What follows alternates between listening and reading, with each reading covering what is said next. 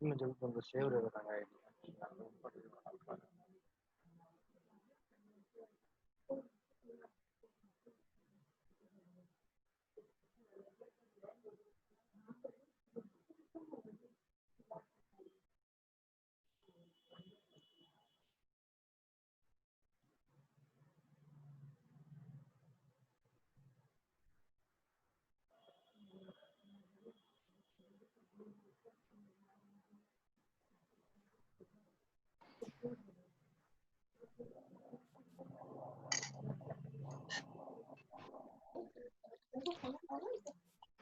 हाँ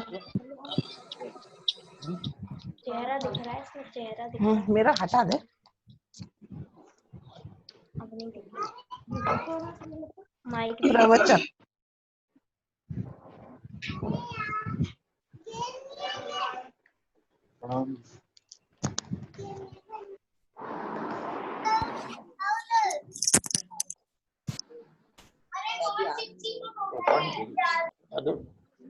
हाँ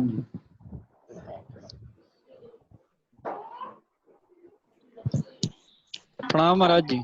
प्रणाम प्रणाम, बहुत बहुत प्रणाम। ठीक हो? हाँ महाराज जी ठीक है।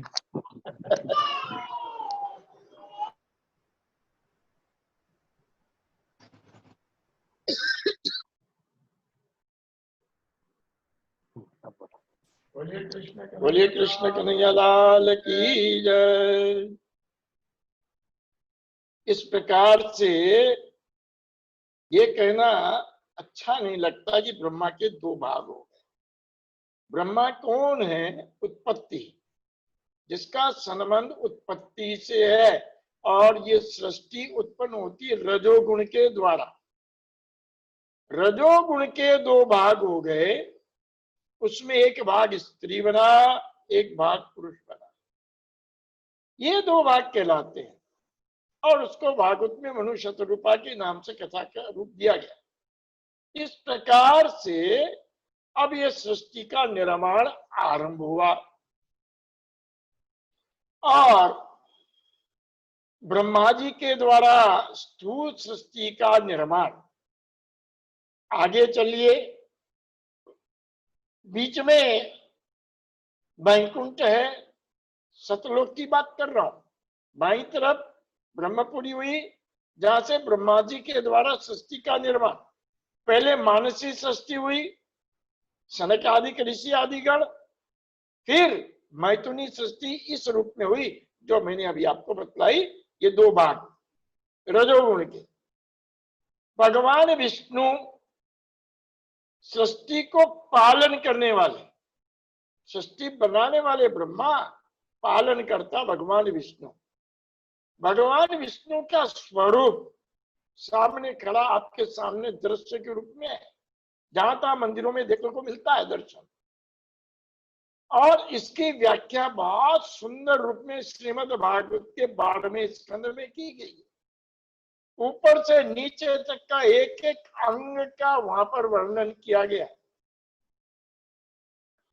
मैं तो थोड़े से रूप में आपको बताता हूं, आप भागवत खोल करके पूरा पढ़िए। उनके जो हाथों में है गदा, जो है एक हाथ में गदा है और एक हाथ में सुदर्शन चक्र है, तलवार है। ये सब क्या है? ये किस बात के प्रतीक है? श्री भागवत में बहुत सुंदर ढंग से वर्णन किया। ये सब तत्वों के स्वरूप है, एक वायु का, एक आकाश का, एक जल का। ये तत्वों के सब स्वरूप हैं। यज्ञोपवीत धारण किया है, प्रणव का यज्ञोपवीत है भगवान विष्णु के, जो उन्होंने धारण किया है। वेद है, 3 वेद, वो गरुड़ हैं जो उनका वाहन है। सुदर्शन चक्र तेज का स्वरूप है,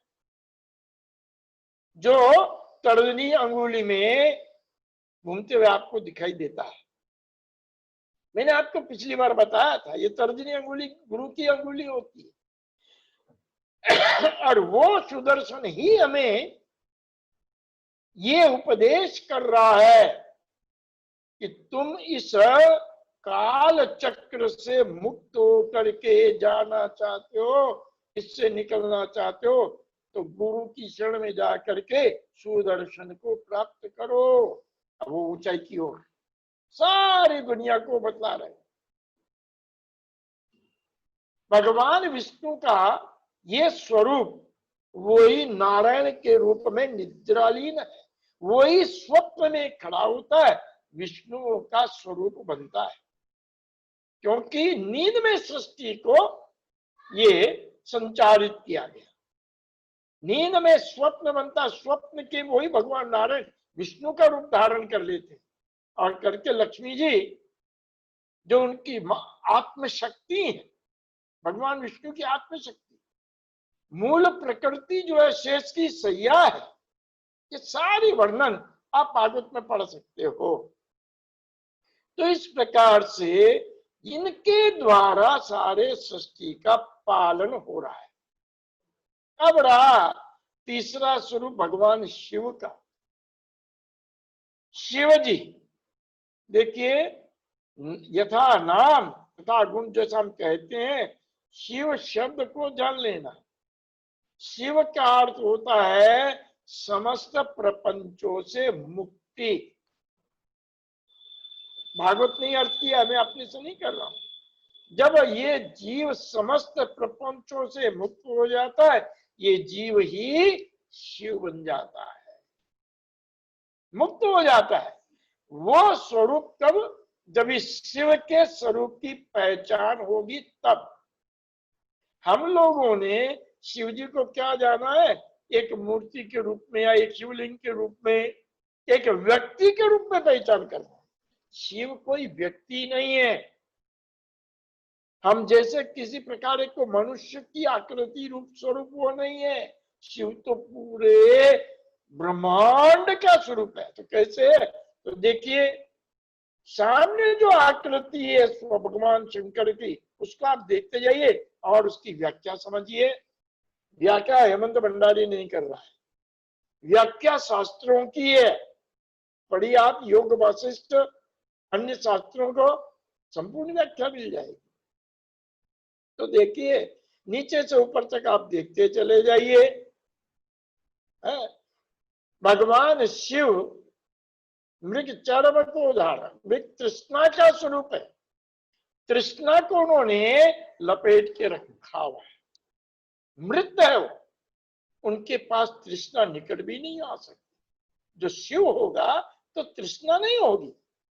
आगे चलिए, जैसे हम बात करते हैं शिव जी की और देखते हैं भगवान शिव के कितने मुख हैं, तो हम जानते हैं भगवान शिव के 5 मुख।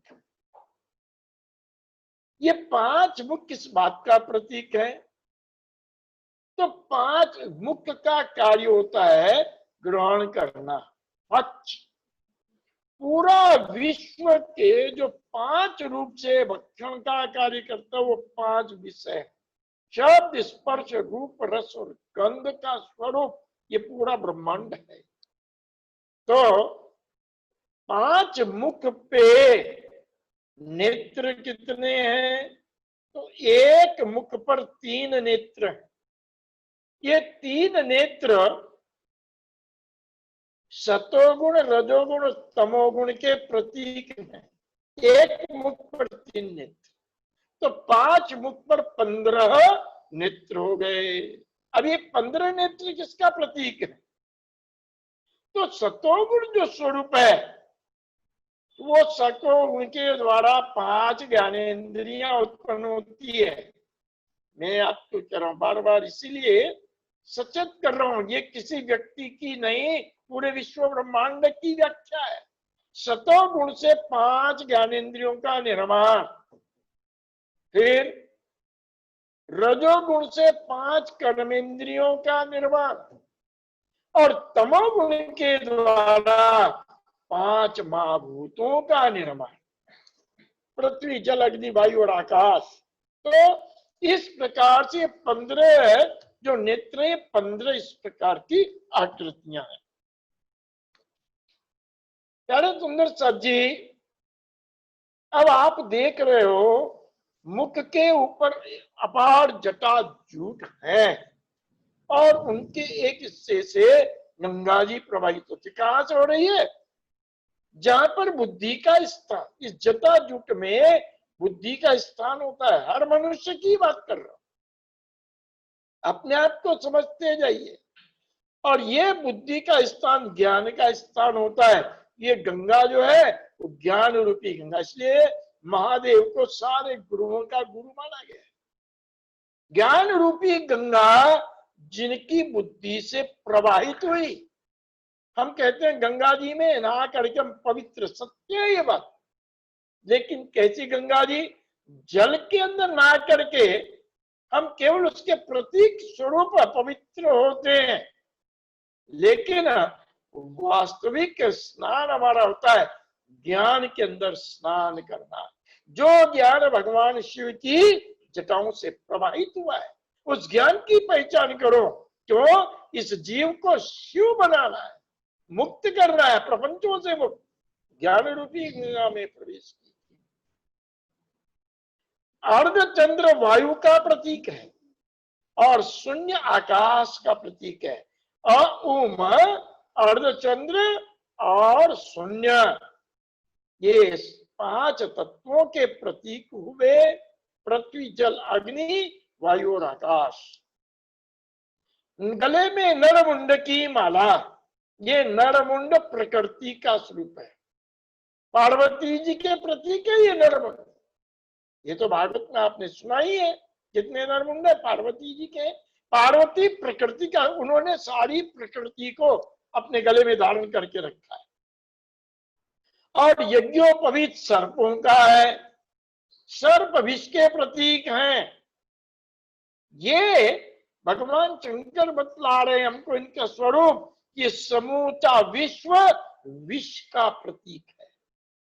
यहां जो भी आएगा इस विष को पान करके इस विष के अंदर, इस माया में लिप्त हो जाएगा। माया विषैली है।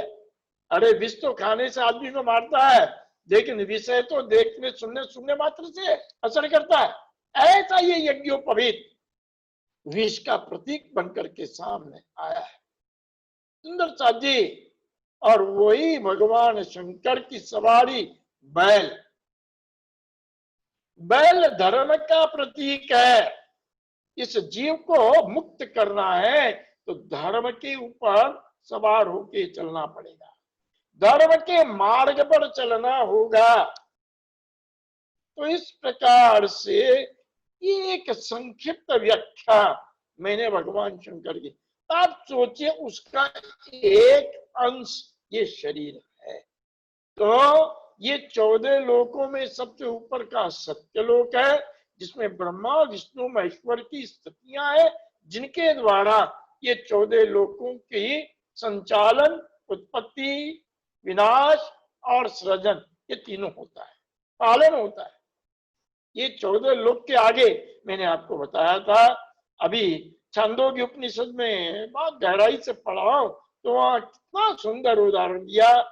जैसे वट वृक्ष का फल और उसका बीज, एक छोटे से बीज में कहीं वृक्ष दिखलाई नहीं पड़ता है। इसी प्रकार से ये संपूर्ण सृष्टि उस निराकार में समाई हुई है। वो निराकार भी उसी का रूप है, आकृति नहीं। जहां पर कुछ नहीं, अब बीज में क्या दिखता, कुछ भी नहीं, बहुत छोटा सा बीज है बट में। लेकिन आप सोचिए उस छोटे से बीज में संपूर्ण विराट वृक्ष समाया हुआ है। ये 14 लोक उसमें समाये हुए। सुंदर सजी है। आप पिछली बार ही व्याख्या सुन चुके हो। 14 लोक के बाद में अष्टावरण है, अष्टावरण के बाद में ज्योतिष रूप है, ज्योतिष रूप के आगे ओमकार का रूप है। ये सारी व्याख्या मैंने आपको सुनाई थी, विस्तृत रूप से विवेचन सुनाया था। और ओंकार के द्वारा सोचिए उस एक ओम, यही ओंकार शिव का स्वरूप बना, यही ओंकार विष्णु का रूप बना, यही ओंकार ब्रह्मा का रूप बना, यही ओंकार ने आज ज्योति का प्रकाश का स्वरूप बना, यही ओंकार अष्टावरण का स्वरूप बना, यही ओंकार ने 14 लोकों को घेर के रखा है, उसी से बने। ये सारी स्थूल सृष्टि है। बस उन सबको आप केवल मात्र प्रतीकों के रूप में देखोगे। सत्य तो यह है, उसको जानना है। अपने आप को देखो, आप ही वो 14 लोक भी हो, आप में वो अष्टावरण भी है, आप में वो ज्योति भी है जिससे आप देख रहे हो, और आप ये ओंकार का एक अंश मात्र हो, जो उस निराकार रूपी बीज में से निकला है। और उस निराकार रूपी बीज में कहां से आया? तो मैंने आपको सुनाया था, ब्रह्मा ने तपस्या की तो स्वर सुनाई दिए। ये स्वरों का कहां से संबंध है, जरा विचार कीजिए। उस निराकार के आगे 7 स्वरों का एक बड़ा आवरण, 7 शून्य है। वो 7 शून्य जिनके स्वर में आवाज आती, सारे ग म, ये 7 ही स्वर होते, 7 से 8वां स्वर नहीं होता है। और इन 7 स्वरों में इनको मिला दिया जाए और ध्यान से सुनो तो ओंकार की प्रतिध्वनि होती है, जो स्थूल रूप में आकर के सृष्टि इस तरह से निर्माण करती। ये 7 शून्य इन सबका कारण हुए, तो इसलिए इसको कारण स्वरूप कहा। अब आप विचार करेंगे, इन 7 स्वरों में जो आवाज आ रही, जो सृष्टि की आवाज, इसी में संपूर्ण सृष्टि, जैसे मैंने पिछली बार आपको कहा था, ये सारी सृष्टि सारी की सारी उन तरंगों के अंदर विद्यमान, उन तरंगों से ही निराकार होके और स्थिर सृष्टि का रूप धारण कर लेती है। तो वो 7 शून्य में सृष्टि कहां से आई? तब हम अंत में पहुंचे थे भगवान नारायण, जिन्हें आदि नारायण कहा, महाविष्णु कहा, शेषशाही नारायण कहा, जिनमें ये समूची सृष्टि। अब वो क्यों? वो निद्रा लीन है। सर्प की शैया, ये मूल प्रकृति है उनकी। सर्प की शैया पर एक परम पुरुष योग निद्रा में लीन है। ये दृश्य हमारे सामने। अब क्योंकि जल का निर्माण बहुत बाद में हुआ, ये जल क्या है? ये जल है मोह रूपी जल। जिस मोह से विष की उत्पत्ति हुई, वो विष है शेष। शेष क्यों? क्योंकि इस शेष के पूर्व कुछ और भी है, इसलिए इसको शेष कहा। शेष माने योग, जो पीछे बचा है उसको कहा शेष, यानी कि, और वो क्या है? विष का रूप। तो विष को निकालने के पीछे अमृत रहेगा। पादोश्य विश्वभूतानि त्रिपादश्य मृताम देवी, कितना सुंदर कहा है। ये जो संपूर्ण ब्रह्मांड देख रहे हैं, ये उसका एक पाद है, एक चरण है। 3 पाद इसके और ऊपर है, जो अमृत के स्वरूप है, अक्षर के स्वरूप है, अखंड रूप है। ये पाद जो नीचे सृष्टि का निर्माण कर रहा है। तो योग निद्रा में लीन भगवान नारायण, निद्रा होने से नींद में स्वप्न बना, और स्वप्न में उन चतुर्व्यूह जो भगवान के अंतस्करण को कहा गया। भगवान नारायण के अंतस्करण के अंदर चतुर्व्यूह है, मन बुद्धि चित्त और अहंकार। मन से अनिरुद्ध हुए, बुद्धि से प्रद्युम्न हुए, चित्त से वासुदेव हुए, और अहंकार से रुद्र हुए। इन चतुर्व्यूहों के द्वारा ही ये सृष्टि का सृजन होता है। स्वरों के रूप में सृष्टि आई, क्योंकि हमारे शास्त्र कहते हैं भगवान नारायण की श्वास, यही वेद है। उनकी श्वासों से वेद का प्रकटन होता है। और वेद क्या है? वेद में इस संपूर्ण सृष्टि का विस्तृत विवेचन, विस्तार से एक एक अंग का विवेचन। तो वो सारी सृष्टि भगवान नारायण के अंतस्करण में समाई हुई है। इसलिए भागवत कहती है भगवान नारायण के अंगों में कल्पित है, ये कल्पना है। नींद में स्वप्न एक कल्पना जैसा स्वरूप बनता है। भगवान नारायण ने कल्पना की सृष्टि की, एको अहम बहुश्याम, मैं एक हूं अनेक हो जाऊं, इस कल्पना ने इन स्वरों के द्वारा वेद जिनको कहा, वेदों में इस समूची सृष्टि का स्वरूप सब सामने आया।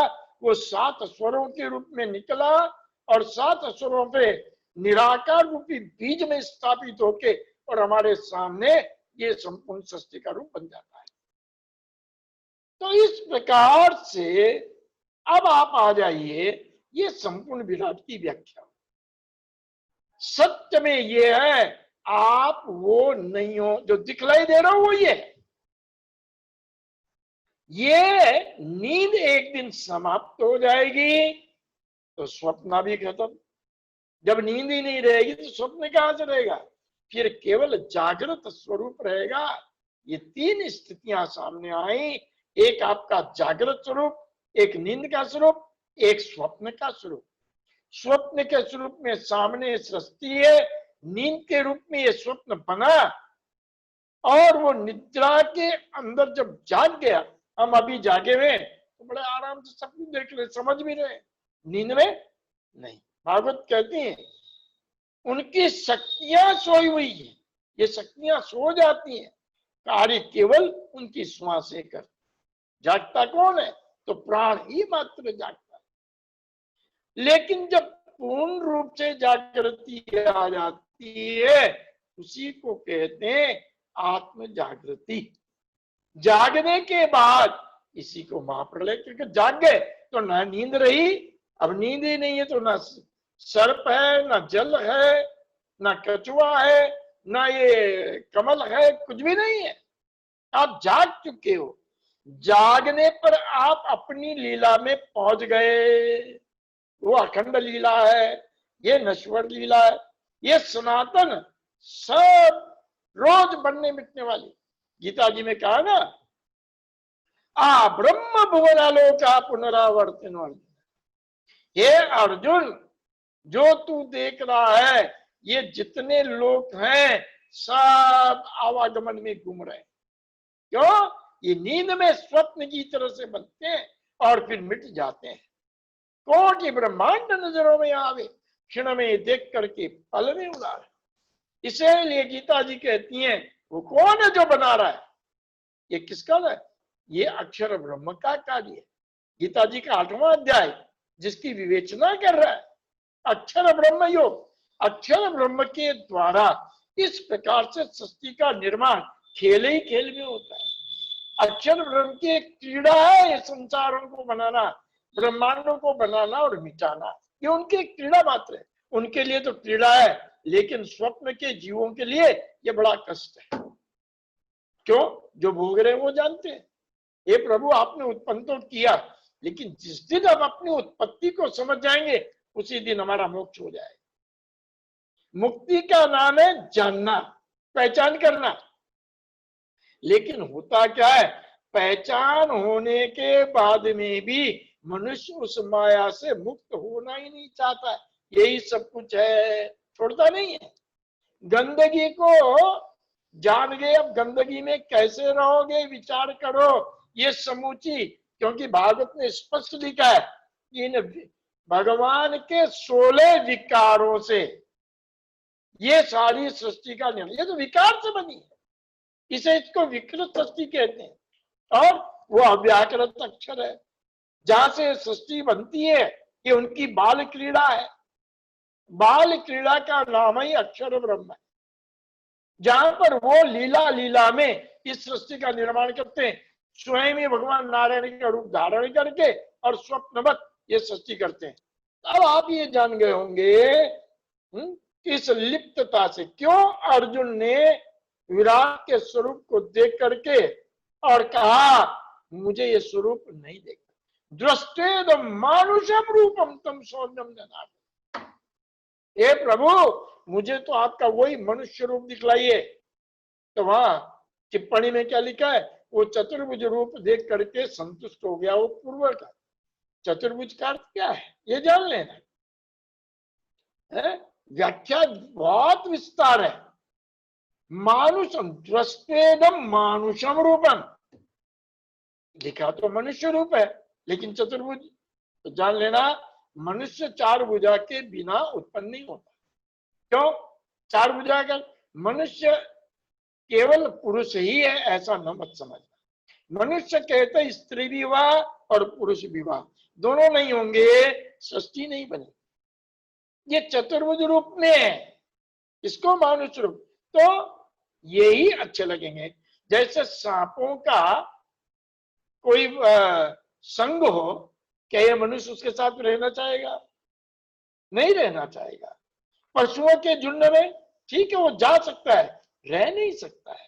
पक्षियों के झुंड में नहीं।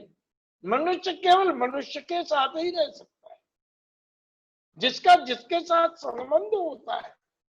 तो इस प्रकार से अर्जुन को जब ये समूचा 14 लोक कष्ट आवरण ज्योति स्वरूप गायत्री सूक्ष्म निराकार है, सात शून्य भगवान नारायण की निद्रा और उसमें बनने वाले अनंत कोटि ब्रह्मांड भयभीत क्यों हुआ? जरा चिंतन कीजिए, भयभीत क्यों हुआ? उसे वो स्वरूप आप देख रहे हो, विराट का रूप देखिए। कई अंदर घुस रहे हैं, कोई बाहर निकल रहा है, मर रहे हैं, उनकी दांतों में फंस रहे हैं, बड़ा विकराल, कहीं अग्नि निकल रही है, कहीं भयंकर। ये सारा इस विश्व का स्वरूप है। कहीं विध्वंस है, कहीं अग्नि से भस्म हो रहे हैं, कहीं भूकंप आ रहे, कहीं का, ये संसार का रूप ही है। आप क्या करोगे? किस किस से बचोगे? यहाँ इतनी महामारी, अभी महामारी देख रहे हो, आपको घर से ही बाहर निकलना बंद कर दिया, क्या करोगे? ये विराट का रूप है, ये विराट के रूप। इसकी व्याख्या मैं नहीं करूंगा, आप खुद देखिए आपके आंख के सामने। चारों तरफ भय बना रहा है, सदैव काल बना रहता है।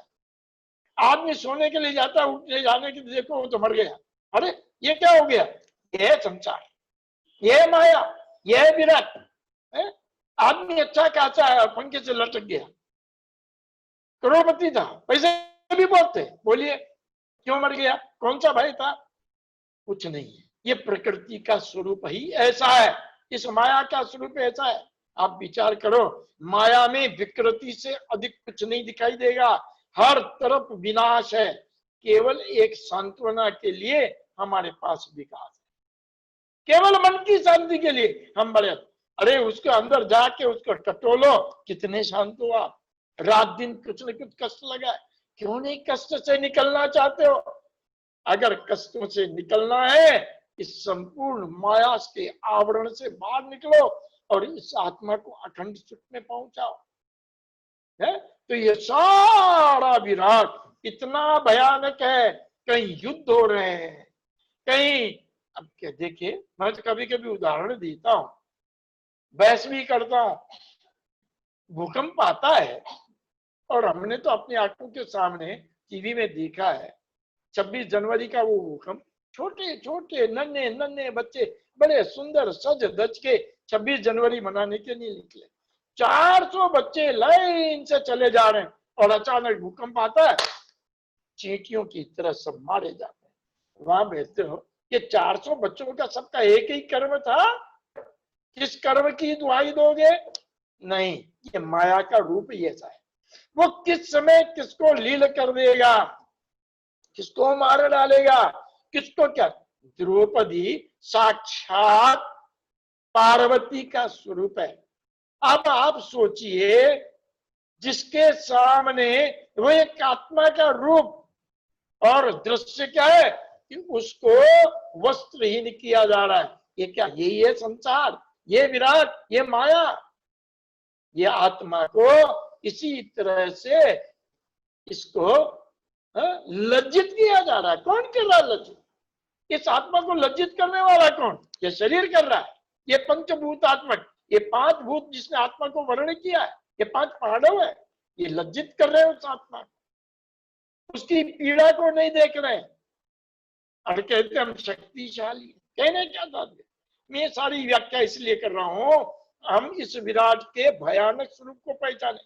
अन्यथा भगवान सामने आ जाए और हम उनको कह देंगे नहीं, हम आपका ये रूप नहीं देखना चाहते। सत्य ये, हम ये रूप नहीं देखना चाहते जो बड़ा विनाशकारी है, विकराल है। हे प्रभु, हमें तो वो आनंद के स्वरूप का दर्शन दीजिए। कौन कह रहा है? जागृत आत्मा कह रही है, शरीर शरीर तो बड़ा स्वार्थी है। ये शरीर, आप बड़े से बड़े भक्त को देख लेना, मैं कह रहा हूं, चैलेंज कर रहा हूं, चुनौती। बड़े से बड़ा धार्मिक भक्त होगा, वो पहले अपने स्वार्थ को देखेगा, दूसरे के परिहित को नहीं देखेगा। मैंने ऐसा आग से देखा, अपना स्वार्थ, पहले मेरा पूरा हो गया ना भाई, हाँ अब कर रहे सेवा सबकी, अपना हित को छोड़ करके कोई सेवा करके दिखलाए, बड़ा मुश्किल होगा। क्यों? इसमें कोई किसी को मैं अंगुली नहीं दिखा रहा हूं, व्यंग नहीं कर रहा हूं, सच्चाई है। क्योंकि ये प्रकृति का स्वरूप ही ऐसा है, ये विराट का स्वरूप ही ऐसा है। इसका निर्माण ही अज्ञान से, मोह से, इसका निर्माण ही विकृति से हुआ है। इसके लिए इसको भगवान के 16 विकारों से बना हुआ बताया जाए। तो जिस विकृति से उत्पन्न हुआ, उस विकृति में आप निर्विकार को ढूंढ रहे हो, आनंद को ढूंढ रहे हो। आग में घुस करके कह रहे हो शीतलता मिल जाए, मिलेगी? विचार करो, गंदे नाले में एक गंदगी का, पब्लिक को देखते हो ना, म्युनिसिपैलिटी की गंदगी की ढेरियां, कचरा कुंडी जिसको कहते हैं।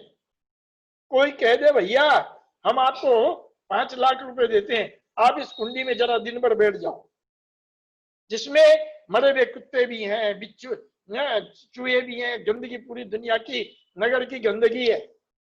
आपको 5 लाख रुपए दे, बैठ जाओ, तो कोई बैठेगा? 5 मिनट नहीं बैठ सकते, दिन भर की बात छोड़िए। गंदगी में नहीं रहना चाहते हो, जैसे उस गंदगी में ये मनुष्य नहीं रहना चाहता, ठीक वैसे ही अपनी आत्मा के बारे में सोचो। ये सुंदर आत्मा जिसका संबंध अपने केवल परमात्मा से है, उसको उस आनंद से निकाल करके किस कचरा कुंडी में हमने डाल रखा है। अंदर झांक के देखो, ये कितनी बड़ी कचरा कुंडी है, ये वेतरनी, इसके अंदर जरा देखा है कभी? इसमें रक्त, देखो मैं बार बार खांस भी रहा हूं, क्यों? कफ की विकृति, इसमें कफ है, इसमें मेद है, इसमें मज्जा है, इसमें रक्त है, इसमें विष्ठा है, इसमें मूत्र है, इसमें हड्डी है। कौन सी सुंदरता देख रहे हो? किधर है वो सुंदरता? अगर ये चमड़ा नहीं लगाया गया होता तो हमें कहीं भूत देखने के लिए जाने की जरूरत नहीं पड़ती। और इसी शरीर को पंचभूतात्मक का, ये भूत है 5 भूतों से बना हुआ, इसमें कहां आनंद ढूंढ रहे हैं? और जिनसे बना है वो भी तो पंचभूत है, तो इस पंचभूतों में आनंद ढूंढ रहे हो, अपने आत्मा के आनंद को ढूंढो।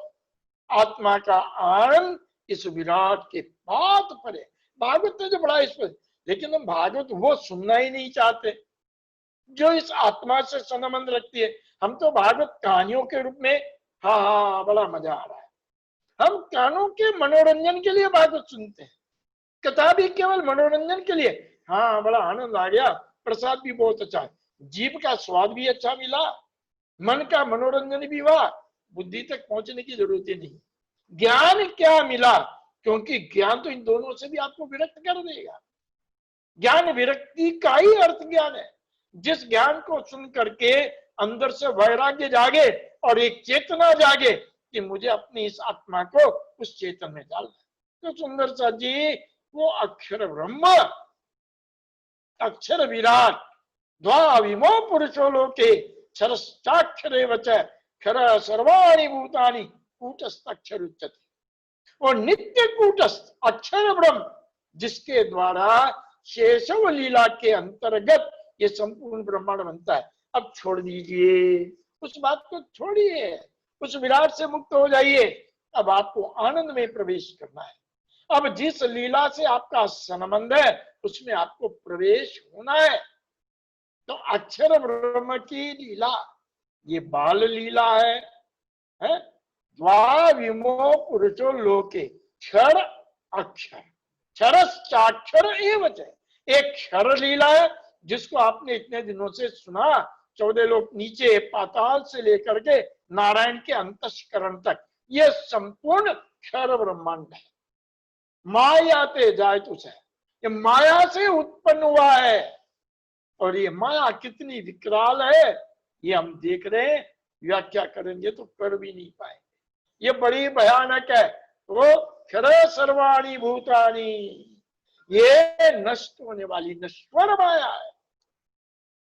कूटस्थ अक्षर उच्चते, इसके ऊपर परे अक्षर ब्रह्म है, जिसने इस माया का निर्माण किया, इस सृष्टि का निर्माण किया। ये सृष्टि समाप्त हो जाती है तो पीछे अक्षर ब्रह्म उत्तम पुरुष वस्तु अन्य है।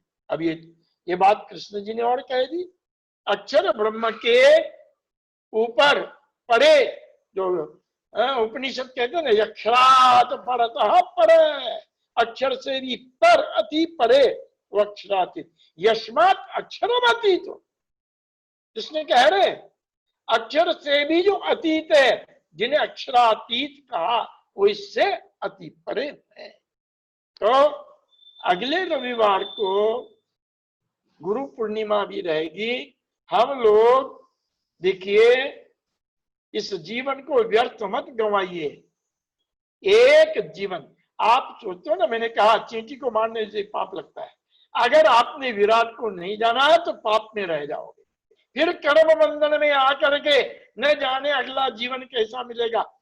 और जो मोक्ष का ज्ञान मिल गया, कोई कर्म बंधन नहीं, सबसे मुक्त होकर के मैंने अपनी ज्योति को उस ज्योति में मिला दिया। मैंने अपनी आत्मा जिसका अंश है उसमें मिला दिया। हम उस लीला को जाने, जिसको जानोगे तब उसमें प्रवेश करोगे। अभी तो आपने विराट को जाना और विराट की उपासना करते हो, विराट की साधना करते हो, विराट ही हमारे लिए सब कुछ है, उसी की पूजा, उसी में जाना, उसी में आना, उसी में जाना, आवागमन में घूमते रहते। जिसने जान लिया ये आत्मा का स्थान नहीं है, क्योंकि ये खुद एक दिन समाप्त हो जाएगा, मुझे उस अखंड में जाना है।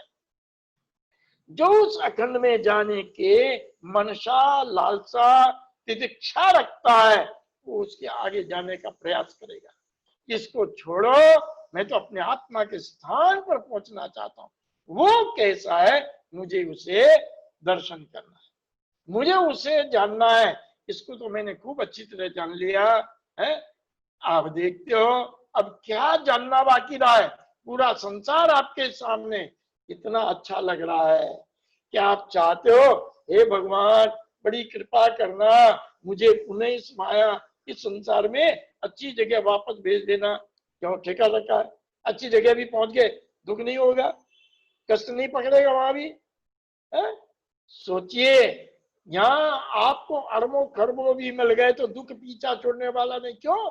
दुख उसका स्वभाव है। हम इनसे सबसे मुक्त हो अपने अखंड स्वरूप की पहचान कर।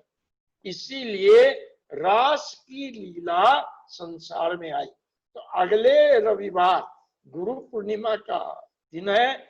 गुरु का अर्थ होता है अज्ञान से निवृत्त हो जाना, अंधकार से निवृत्त ही गुरु का अर्थ होता है। तो आइए अगले रविवार को ठीक इसी समय 3:30 बजे हम उस अखंड लीला का चिंतन करें। अब जहां बाल लीला में आनंद हो, अब बाल लीला का चिंतन कीजिए, और जिसे किशोर लीला का आनंद हो वो जाकर के रास में सम्मिलित हो जाएगी। ये दो लीलाएं पीछे शेष बची, ये दोनों अखंड है, ये शाश्वत है, ये नित्य है, ये समाप्त। जैसे आत्मा नित्य है, मगर ये यहाँ चोले बदलती है, वहां चोले बदलने वाला, वहां तो है ही आत्मा का शाश्वत स्वरूप है। वहां ये शरीर धारण नहीं करना पड़ता है, भूतात्मक शरीर नहीं है, वहां चैतन्य स्वरूप है। तो जिस लीला में जाना चाहते हो उसी की साधना करो, उसी का चिंतन करो, उसी का मनन करो। सुंदर सा जी, समय कम है। इसी तरह से अगले रविवार के बाद में हमारा बीतक का समय आने वाला है, पंचमी से 10 जुलाई है ना। हाँ, तो 10 जुलाई से बीतक का समय, और बीतक भी इसी तरह से इस बार हम ऑनलाइन करेंगे। यही 3:30 बजे से 5 बजे का समय होगा। और बीतक का आनंद मतलब परम धाम का आनंद। कैसे बीतक का आरती होती है, कैसे परम धाम से हम यहाँ आए और कैसे वापस परम धाम जाना, इसका नाम है बीतक। जो इस आत्मा में बीती, इसलिए इसको बीतक कहा गया।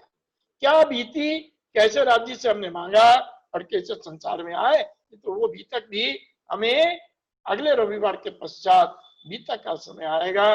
आप सब लोग जुड़ जाइए, हमको हमने सूचना दी है, सब लोग अपने अपने नंबर भेजिए।